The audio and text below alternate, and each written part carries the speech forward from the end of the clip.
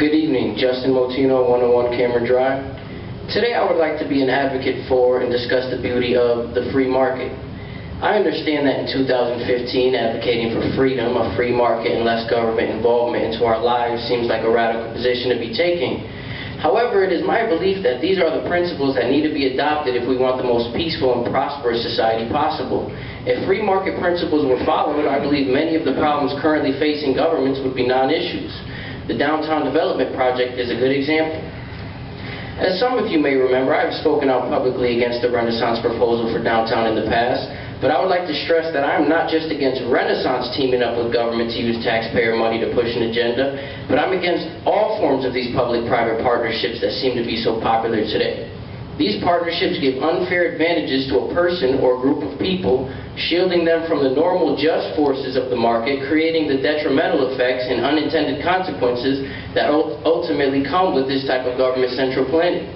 I've heard many people claim that the master plan proposed for downtown, created through this public-private partnership, is what Bristol needs, that it would be profitable and filled to capacity. My question is, if that truly is the case, why would it need taxpayer money? Why couldn't some private developer take the risk of investing their own money, creating what they think the people of Bristol would financially support, and if they were right, reap the rewards, and if they are wrong, suffer the losses? That is the only true way to find out if something belongs in or is good for Bristol. I've heard financially support those things. I could be wrong and would love if someone proved me wrong. However, I'm not willing to use my own money for that gamble and don't believe I should be forced to financially support someone else's gamble. I believe that it is this trend towards more regulation and an increase in taxes to pay for centralized planning projects at the local, state, and federal levels that has been a major contributing factor to the decline in the American standard of living.